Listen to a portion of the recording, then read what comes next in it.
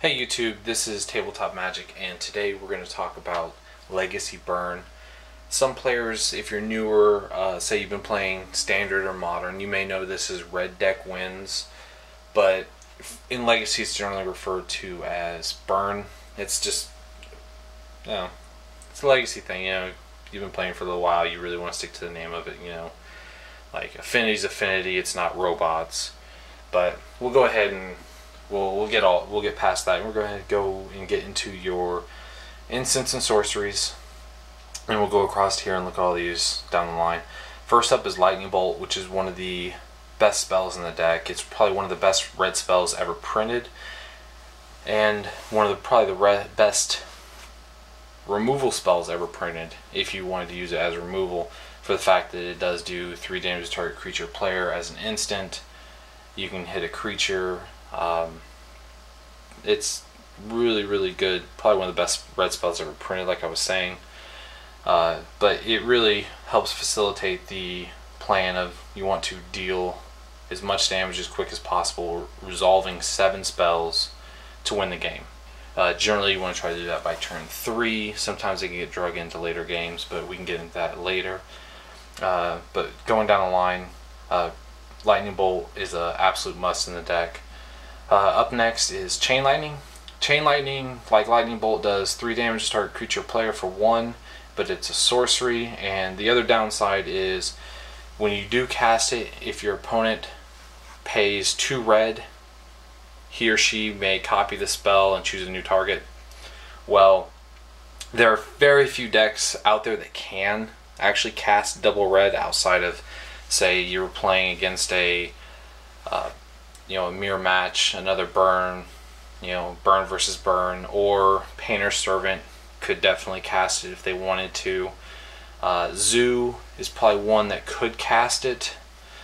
But most of those decks, I doubt they would try to cast it back. They're going to try to facilitate their own plan of winning, but they could at any time. But honestly, it's a really great spell. It's one of the best spells in the deck also, just for the fact that it does 3 damage for 1 to target creature or player, and it does it during your turn when you want it to, which is really nice.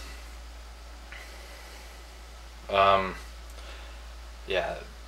very few decks can cast it, but it's great. It's a great spell. It's one of the more costly cards, money-wise in the deck. They're $12, $13 a piece, and that's even for the Fire and Lightning versions, just for the fact that they haven't been reprinted, and they were only printed the one time, and then they were reprinted in Fire and Lightning, which makes them really hard to come by. But it's a great spell. It's a staple in this deck. You'll also see them in Zoo. Sometimes we'll run them as a removal, but it's all around great spell. Up next is Rift Bolt. Rift Bolt does 3 damage to target creature player, costs 3, but you can suspend it for 1 turn for 1 red, and which is really great. It's up there with the rest of these in par. One of the tricks with this is it's a really good spell for the deck, aside from you have to wait 1 turn. But the cool thing about when you do play it, if you get enough experience and you know what you're playing against, if you play it turn 1 and you're on the play, say you'll drop it turn 1 and their turn comes around, they're not going to want to play their Deathrite Shaman because they know it's going to die, or it could die. And Deathrite Shaman is one of the few creatures you really don't want on the field, just for them to excel, to get to turns, at least mana wise, for turns you don't want them to be into. Also for their life gain, you really never want to see a deck gain life against burn, because this deck only has a limited window to really win. It's not that you can't win in later turns, but once other decks start gaining momentum on this one, it's really hard to come back. And Deathrite can definitely help put someone into there, and you don't want that to happen. But if you play at the right time, say they're Deathrite or they're Goblin Lackey, if they're playing goblins, they're not going to want to put that in play to take a Rift Bolt. They could bait something out there, but figure out for each deck. It's something you want to play test against. But it's a great spell. Up next is Lava Spike. Lava Spike is a sorcery arcane for 1, does 3 damage to target player, which is really good. It's where the deck wants to be to resolve those 7 spells. You can't use it as removal if you needed it, but it is a really great value spell. And that brings up next is Flame Rift. Flame Rift is, I would like to call it a staple, at least 3 or 4 of, just for the fact that it's such a value spell, because you can pay 2 and do 4 damage to each player. It's really great. 4 damage for 2 is pretty good. The only downside is when it does do the damage to you, certain decks you don't want to see that. If you have another turn to play and you're not sure exactly what they're playing, I would hold off on this. Really aggro decks, you don't want to play this at all, just because you'll put yourself on a clock for your, or it'll lower you on your opponent's clock, or raise you, however you want to look at it. Especially the faster decks, you know, Zoo and Goblins, Merfolk. You really don't want to resolve this, probably something that would come out. But it's really a great spell for anything else, just for the fact that you can get that 4 damage in there. Up next is one of my favorite spells in the deck, is Price of Progress. It costs 2, red and 1. It's an instant, and it does 2 damage to each player, or 2 damage each player for the number of non-basic lands that player controls. Well, the awesome part about that is you don't play any non-basic lands that will stick. At least I don't in this build. There's a couple cards that you could run possibly, but I'm not running anything other than basic lands and a couple of fetches. But when you drop that, especially on some of the greedier decks, Deathblade, Esper Stoneblade is really bad about 2, not as bad, but you can often get that card in at the right time for 6 or more damage. It's often a kill spell, just for the fact that it gets in there for so much damage, and it's really one of those ones you want to try to put that one out there at the right time. Up next is another really great spell for the deck, which is Fire Blast.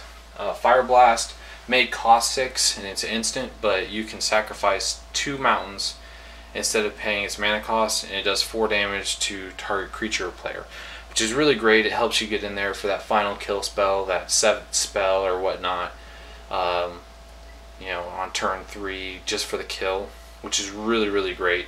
It gets you where you want to be, and if need be, it can help feed maybe a Grim Lavamancer later on.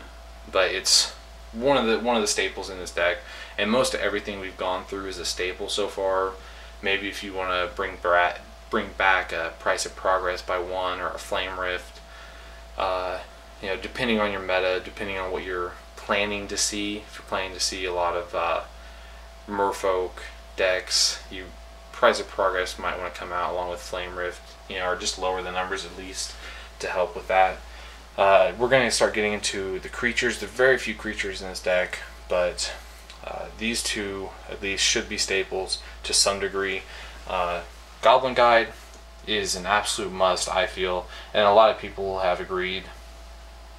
He's a 2/2 with haste for 1, but when he attacks, your opponent reveals his top card of his library. If it's a land, he puts it in his hand, which isn't too bad. It can give you a little recon, maybe turn 1, to figure out what they might be playing.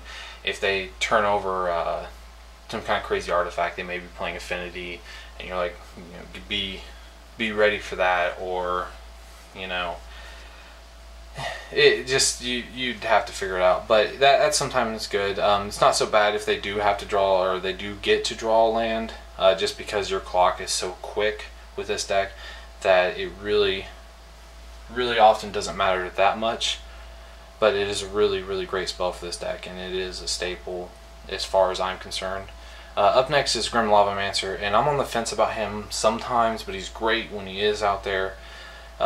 He's a 1/1 for 1. You can tap him for 1 red and exile 2 cards from your graveyard. And he does 2 damage to target creature player, so he's a repeatable shock, and it can really help you get out there in the later turns if you're outside your normal 3-4 turn window where you want to be. He can be really great just to start getting in for that extra damage, or if you need you know, just to pick off some smaller creatures, things that you don't want to see stay on the field. Like Bob, you really don't want you don't want Bobs to stay on the field. You don't want Deathrite Shamans if they're starting to gain life off of them. That's something you don't want to see stay on the field. But those are, you know, for the most part, you still want to try to ping them at the face and try to get in for the rest of your damage. The next couple spells are really kind of my flavor to the deck, just for the fact that I really like Vexing Devil. Often, just because they don't want to deal with a 4/3 on the field, he often, you know, is just 4 damage to their face, which is really where you want to be. But what he is he's a 4/3 for 1 creature devil. When he enters the battlefield, an opponent may have it deal 4 damage to him or her, and if that player does, sacrifice Vexing Devil. Well, regardless, you've gotten where you want to be, where you are dealing 4 damage to them for the price of 1 red, or you have a creature on the field that can start swinging for 4 damage. He can also be a speed bump for, say, a Tarmogoyf, or larger creatures like maybe a Batterskull. You really don't want to see Batterskull swing for damage to you or your creatures, but it does happen. You really don't want to see Lifelink come around, which really comes up to the next 3 cards, which I've chosen to put in here as a part of my flavor from talking to a friend of mine. Sulfuric Vortex costs 3. It's enchantment. At the beginning of each player's upkeep, Sulfuric Vortex deals 2 damage to that player. If a player would gain life, that player gains no life instead, which is really good, especially against Stoneforge decks where they're going to try to get a Batterskull in play and keep repeating that to try to gain their life off his lifelink. Or say they have a Deathrite and they're tapping him to gain mana to help them stay, you know, off of our clock. But it's really good. Jeet is another one that can start gaining them life if it wants to remove its counters and start gaining life that way, which is relevant for a lot of decks. They may not come to mind when you think about it, but look at some of the top 8 lists, and most of them have some form of life gain in there, which if you do drop this on turn 3, it pretty much seals the deal that they're going to be in some sort of clock if they've gotten outside of your turn 3 clock that you want to be. It's really a great spell. It does come out sometimes, you know, combo, doesn't matter, you're not going to see it play. You really want to try to get in something a little quicker, or maybe a little hate that would come out, but it's really a great spell, and I like it, and it's shown quite a bit of promise. Sometimes I see it and I'm like, oh, I don't want to cast that turn 3, but often when it comes down, it does change the game. So I'm going to go ahead and clean this up, and then we're going to go look at the mana base, and then we'll talk about the sideboard and some other sideboarding options. Alright, we're back, and we're going to take a look at the mana base, and it's going to be pretty simple. I've opted to run 21 lands because I did bring my mana curve all the way up to 3. You could probably get away with 20, maybe 19. People have discussed going as low as 14, but I highly recommend you run at least 19 to 21. The numbers look pretty good there for having 2 lands in your opening hand, and you do a little land destruction to yourself with Fire Blast and whatnot. But we're going to go ahead and get into it. I'm just running 15 basic lands, and I've opted to go with 6 fetch lands, and I've stayed with 6 just for the fact that a turn 1 stifle is something that can happen to you, and it's really bad if you take a turn 1 stifle. Stifle can come around later on too, but you know, just to not have too many fetches, you know, I still want to be able to thin the deck just a little, have a little bit of Grim Lavamancer food, but a turn 1 stifle can be detrimental for the fact that it can save them from taking as much as 9 damage or more, for the fact that your turn 1 you're not going to have mana to make make a play like 3 damage, and then on your turn 2 you're going to get your next land draw or your next land drop, and you're going to lose possibly 3 damage you could have done that turn from not having that 1 mana, and then on turn 3, you know, there's another 3 damage that's possibly not going to get out there, just, you know, just for the fact that you're not going to have it.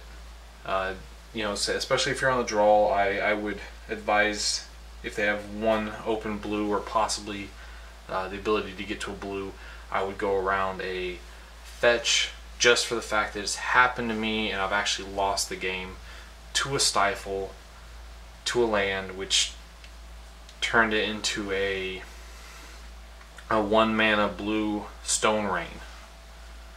You know, and it hurt me. So I may bring it up to as many as 8, but I'm not personally going to go past that, just for the fact that I'm only running 2 Grim Lavamancers, and it's not that important to me to have that many lands in my graveyard. If you wanted to go a full budget build, which isn't actually budget, it's still in the realm of being as tier as this deck goes, you could just run 20, 19, or 21 basic mountains. And if anyone's wondering why I have 15 white bordered lands, it's there's a person, I went to a sealed event with a friend of mine, and I was sitting there, I picked up a pile of lands, put my deck together, and I look over and he has a fistful of white bordered lands, and they were all the same one. And I turns out I didn't have 15 white bordered lands of all the same. I will soon, but I think he was running unlimited. They may have been revised lands. Most of mine are revised, and I really like the T symbol, but they look ugly and they throw people off a little bit, but I really like them. And he was just, that's what he wanted to do. And the person who did that, you know who you are.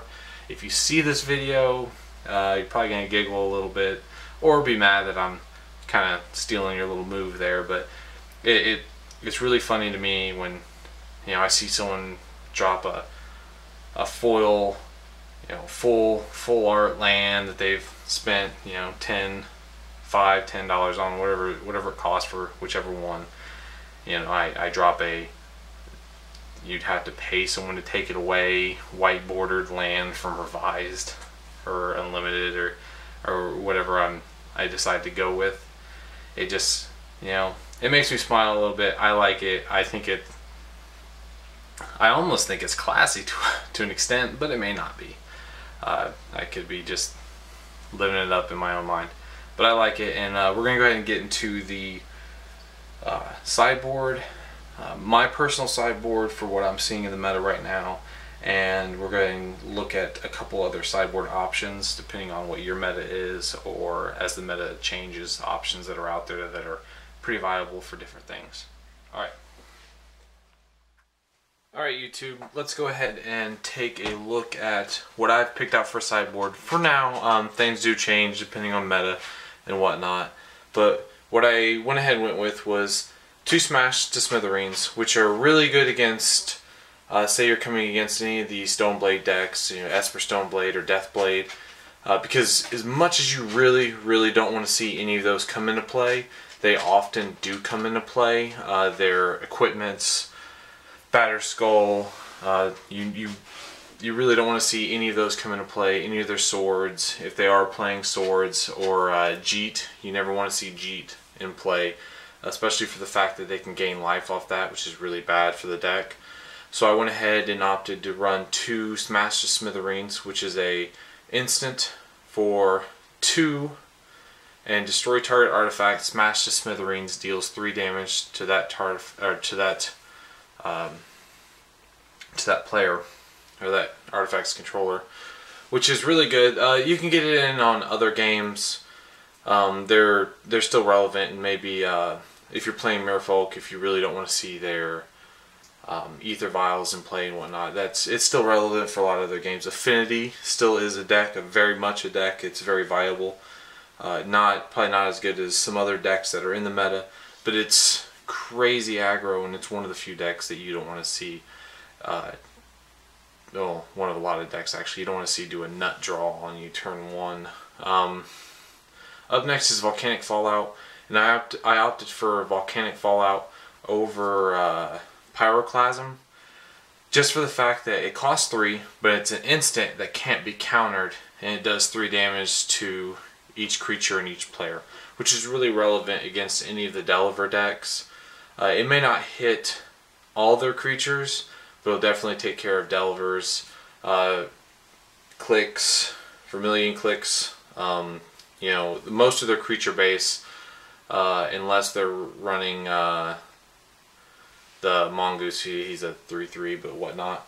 But you can deal with him in other ways if need be.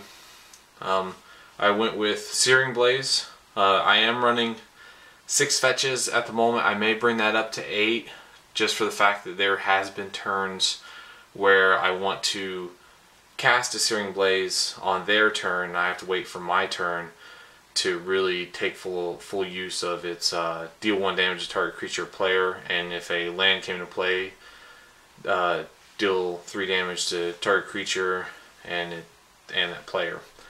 So it's really good, especially for the aggro decks with a lot of creatures. That way you can keep a lot of pressure on them while still hitting their lands, or not their lands, sorry, while still hitting their life, which is very relevant, especially when you really want to keep them on clock. You don't want to make your removal have to go against, you know, or use your burn as removal against them, where this does both, and it kind of helps you put yourself in the way you want to be. Especially, you know, they play a Goblin Guide, or, you know, or they play like a turn 1 Instigator, a Goblin Instigator, any of those. You really, Goblin Lackey you don't want to see come down, but you still want to be able to deal damage to that creature and to them. You never want to see